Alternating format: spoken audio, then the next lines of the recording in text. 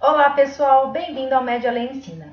Antes de iniciarmos nossos estudos, não se esqueçam de se inscrever no canal, darem seu joinha e ativarem o sininho para novas notificações. O assunto da aula de hoje está relacionado com a reabsorção tubular renal. Mas antes de falarmos do processo de reabsorção tubular, é importante lembrarmos que a unidade morfofuncional dos rins são os néfrons. Os néfrons apresentam vários segmentos. O segmento inicial é o corpúsculo renal, formado pela cápsula de Bowman, mais a rede de capilares glomerulares. Vale lembrar que aqui acontece o processo de filtração glomerular, que consiste no extravasamento de plasma dos capilares glomerulares para a cápsula de Bowman. Esse filtrado formado ele vai sofrer modificação ao longo dos túbulos renais. O próximo segmento é chamado de túbulo contorcido proximal, seguido do ramo descendente da alça de Henle, ramo ascendente da alça de Henle, túbulo contorcido distal, e a gente vai ver que o túbulo contorcido distal tem duas regiões funcionalmente importantes, e ducto coletor. Notem que cada segmento do néfron apresenta um epitélio característico. Aqui na região de túbulo contorcido proximal, onde 70% do filtrado é reabsorvido, observa-se o epitélio com microvílulos ou células em borda em escova, que aumentam em muito a área de superfície de contato, importante para a reabsorção nessa região. Temos que lembrar o seguinte: 180 litros de ultrafiltrado são produzidos por dia. No entanto, somente 1,5 litro é excretado através da urina. Isso implica que 99% do filtrado é reabsorvido ao longo do túbulo renal. Mas o que é esse processo de reabsorção? Reabsorção nada mais é que a passagem de substâncias presentes aqui no lúmen tubular para a região intersticial, para que sejam de fato então reabsorvidas, ou seja, retornarem para os capilares peritubulares. Esse movimento de solutos pode acontecer através de duas vias. Uma via conhecida como via transcelular, na qual os solutos devem atravessar duas membranas. A membrana apical, que é voltada para a região de lúmen tubular, e a membrana basolateral, que é voltada para a região intersticial. Há uma outra via também importante, que é a via paracelular, presente aqui entre as células adjacentes, exatamente nas zonas de oclusão entre essas células. O movimento desses solutos pode acontecer através de alguns transportes. O transporte ativo primário, mediado pelas bombas de sódio, potássio, ATPase, localizadas na membrana basolateral. E essa bomba é importante porque ela cria uma energia potencial que vai favorecer o movimento de substâncias do lúmen em direção às células tubulares, a partir da membrana apical. E vale ressaltar que nessas membranas apicais existem transportadores que vão favorecer então a entrada desses solutos. Esse transporte que é influenciado pelo transporte primário é chamado de transporte ativo secundário. Esses solutos também podem atravessar essas células tubulares através de difusão simples ou facilitada. Como eu falei anteriormente, 70% do filtrado é reabsorvido na região de túbulo contorcido proximal. Mas vamos lembrar histologicamente como é essa região. Então, o túbulo contorcido proximal é formado por um epitélio cúbico simples, com células em borda em escova. Então, notem a irregularidade do lúmen tubular. Outra característica marcante é a eosinofilia citoplasmática, porque essa região aqui se cora melhor pela eosina. Comparando com o túbulo contorcido distal, a gente nota a diferença principalmente aqui na regularidade do lúmen, uma vez que o túbulo contorcido distal não tem células em borda de escova. No túbulo contorcido proximal, acontece a maior parte de reabsorção de sódio, água e outros solutos. O filtrado que chega no túbulo contorcido proximal, ele é isoosmótico em relação ao plasma sanguíneo. No entanto, ele apresenta uma maior concentração de sódio quando comparado com as células tubulares. Isso acontece por conta da bomba de sódio, potássio, ATPase presente na membrana basolateral, que transporta sódio para o interstício, criando um gradiente de concentração entre o lúmen e a célula tubular.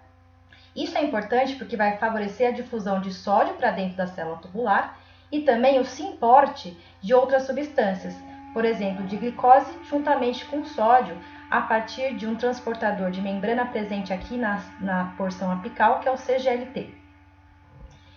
O sódio, então, é transportado para o interstício via ATPase, e a glicose, por diferença de concentração, uma vez que ela está mais concentrada na célula tubular do que no interstício, ela vai passar para essa região através de um transportador que é o GLUT.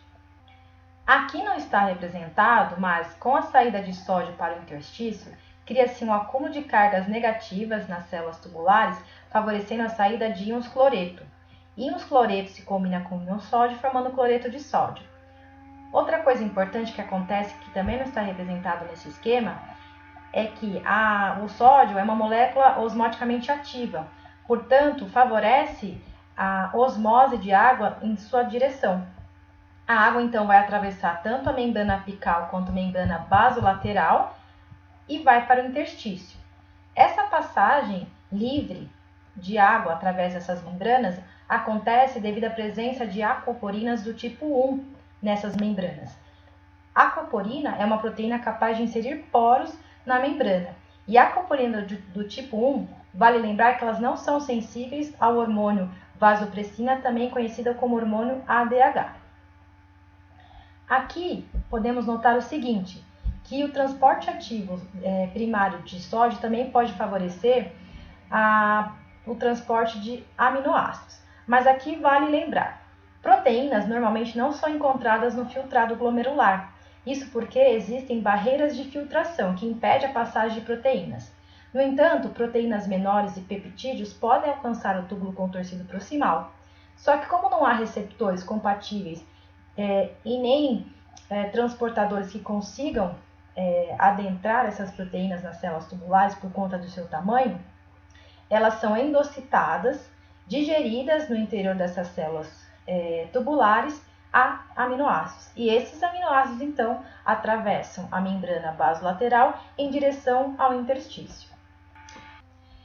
Deixei em destaque aqui para vocês uma condição chamada de hiponatremia, que é a redução de sódio plasmático.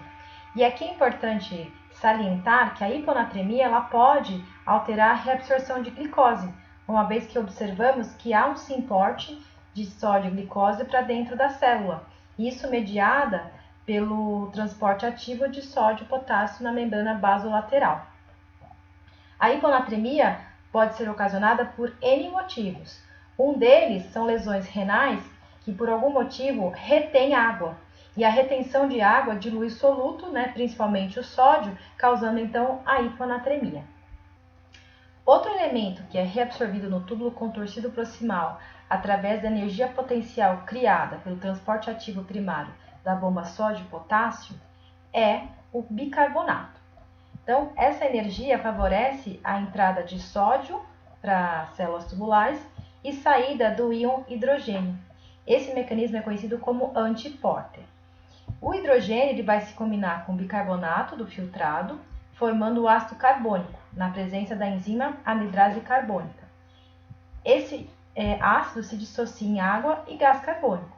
O gás carbônico se difunde livremente pela membrana apical e na célula tubular se combina com a água, formando o ácido carbônico, que por sua vez se dissocia novamente em íons hidrogênio, que será secretado em direção ao lumen tubular, e bicarbonato. O bicarbonato ele é transportado para o interstício acoplado ou não ao sódio. O bicarbonato, uma vez no interstício, se combina com o sódio, formando o bicarbonato de sódio. Sendo assim, o bicarbonato de sódio é importante para o controle hidroeletrolítico. Aqui eu coloquei em destaque um fármaco que é a acetolosamida. Não é utilizado muito na clínica, mas ela é um fármaco que inibe a anidrase carbônica.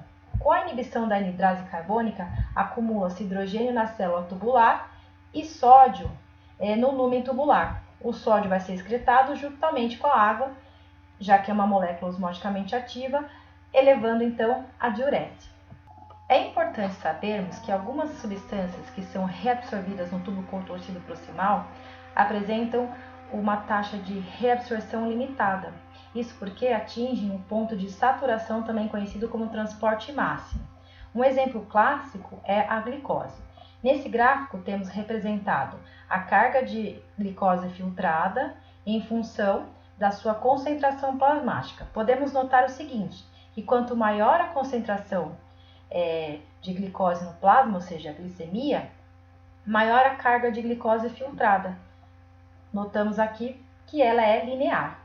No entanto, a reabsorção de glicose que acontece no túbulo contorcido proximal, ela é linear até o ponto de saturação, atingindo o transporte máximo. Nesse momento, significa que os transportadores de glicose estão saturados, portanto, não conseguem transportar mais glicose para dentro das células tubulares. Assim, acontece uma reabsorção, de uma parte da glicose, enquanto que o restante é excretado através da urina, gerando o que a gente conhece como glicosúria. Todas as substâncias que passaram do lúmen tubular para o interstício serão reabsorvidas, então, para os capilares peritubulares por diferenças de pressão.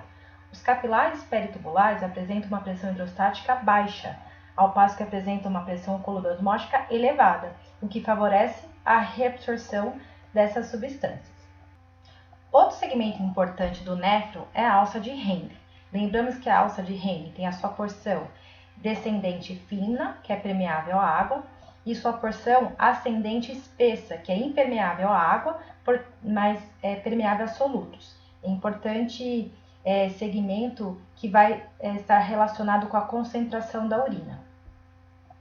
Assim como no túbulo contorcido proximal, a bomba de sódio, a TPase presente na membrana basolateral, vai ser importante para o transporte de outras substâncias na membrana apical. Na membrana apical, existe um transportador chamado NKCC2 que faz o simporte de sódio, potássio e 2-cloreto para a célula renal, mediada pela energia criada pelo transporte ativo primário. Há um vazamento de potássio para o lúmen, que cria um potencial de membrana positivo no lado externo, ou seja, no lúmen, que favorece a reciclagem do íon potássio, bem como a difusão de outros íons, incluindo o sódio, o magnésio e o cálcio. Cerca de 15% da água do filtrado é reabsorvida na alça de Henle. Com a saída de sódio para o interstício, ocorre a hipertonicidade da região intersticial da medula renal. Isso favorece uma pressão osmótica para a reabsorção de água. Como a água e o sódio caminham em direções opostas, esse mecanismo é chamado de mecanismo contracorrente. E é importantíssimo, então, para modular essa hipertonicidade intersticial da região medular. Esse transportador que eu citei anteriormente, que faz o simporte de sódio, potássio e 2-cloreto para a célula renal, é alvo primário de ação de alguns fármacos conhecidos como diuréticos de alça. Exemplo clássico, a furosemida, cujo nome comercial é o Lasix. Então, esse fármaco atua exatamente nesse cotransportador e dessa forma ele tem uma ação salurética potente, ou seja, vai inibir a reabsorção de sódio e, consequentemente, diminui aquela pressão osmótica na região intersticial da medula renal e, portanto, não cria a pressão osmótica necessária para a reabsorção de água.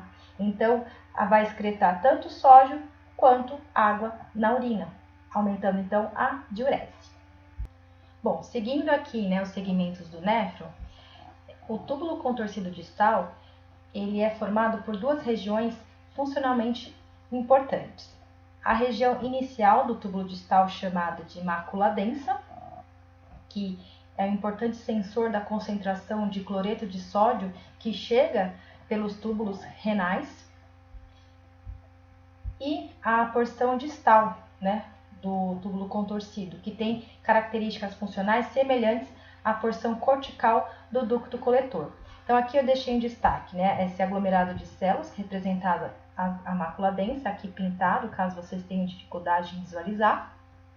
E aqui eu selecionei um túbulo contorcido distal, né, a gente observa a regularidade, né, aqui, ó, do lúmen, se a gente for comparar com o túbulo contorcido proximal, né, que tem células em borda de escova. O túbulo contorcido distal, como eu falei anteriormente, tem duas regiões funcionalmente importantes. Então, na porção inicial vai acontecer a reabsorção de cloreto de sódio, 5%, né, do cloreto de sódio do filtrado é reabsorvido nessa região. De que forma? Da mesma forma que a gente comentou nos slides anteriores. Então, a energia criada pelo transporte ativo primário de sódio, pela bomba de sódio e potássio, gera então uma energia potencial que favorece o simporte de sódio e cloreto aqui na membrana apical, mediada por um transportador conhecido como NCC. Na porção distal, que tem semelhança funcional com a porção cortical do ducto coletor, existem dois grupos de células importantes. As células principais, elas estão relacionadas com a reabsorção de sódio e secreção de potássio. Então, a reabsorção de sódio na porção distal do túbulo contorcido distal acontece também mediada, né, pela energia potencial criada pelo transporte ativo primário de sódio e potássio na membrana basolateral. O sódio ele entra na célula a partir desse canal de sódio epitelial chamado de ENaC, ao passo que o potássio não está representado aqui, mas a sua secreção, ou seja, em direção ao lúmen, é através desse canal conhecido como RANQ1. Já as células intercalares, que aqui não está representada, elas são importantes para a manutenção do equilíbrio ácido-base, né, uma das funções importantes do rim. É importante comentar aqui que existem diuréticos conhecidos como tiazídicos que atuam no túbulo contorcido distal em sua porção inicial, exatamente nesse cotransportador conhecido como NCC. Ao bloquear esse cotransportador, haverá acúmulo de sódio no lúmen tubular e, portanto, aumento da osmolaridade, resultando numa diurese aumentada. Vale lembrar também que o túbulo contorcido distal ele não é permeável à água. A sua permeabilidade à água vai ser mediada pelo hormônio vasopressina, ou também conhecido como ADH. A reabsorção de sódio que acontece no túbulo contorcido distal é mediado pelo hormônio aldosterona. A aldosterona é secretada pelas glândulas suprarrenais em situações como aumento de potássio, por exemplo, e também a partir da angiotensina 2, que faz parte integrante do sistema renina-angiotensina-aldosterona. A aldosterona é um hormônio hidrofóbico, portanto, atravessa a membrana basolateral e se associa ao seu receptor citoplasmático, induzindo a transcrição gênica de novos canais, que serão inseridos aqui na membrana apical, como o canal de sódio, né, conhecido como ENaC, bem como a adição de bombas de sódio e potássio na membrana basolateral. Lembrando que ela é importante para criar aquele potencial que vai garantir então o transporte de outros elementos do interstício para a célula tubular a partir da membrana apical. Como resultado final da ação da aldosterona, temos o aumento da reabsorção de sódio e aumento da secreção de potássio. Assim como o hormônio aldosterona, a vasopressina também atua sobre as células principais, tanto da porção final do túbulo contorcido distal, bem como na porção cortical do ducto coletor. O ADH, também conhecido como vasopressina, é secretado nos núcleos supraóticos e paraventricular do hipotálamo e armazenada na neurohipófise. Quando há alterações na volemia, o ADH ou vasopressina é liberado e, por ser um hormônio hidrofílico, ele atua diretamente em receptores de membrana específicos, que é o V2. A associação do ADH com seu receptor leva à ativação de AMPC cíclico, que por sua vez ativa a proteína sinase A. A proteína sinase A, ela induz a transcrição para a expressão de acoporinas. A acoporina vai inserir poros na membrana apical, sendo então importante para a reabsorção de água.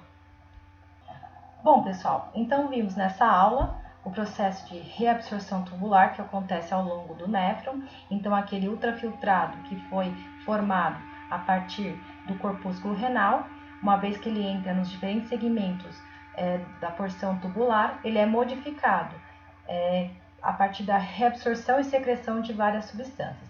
Então, já foi falado numa aula anterior o processo de filtração, agora falamos sobre a reabsorção e para concluir a etapa de formação de urina, ainda falta o assunto sobre secreção. Até mais, pessoal!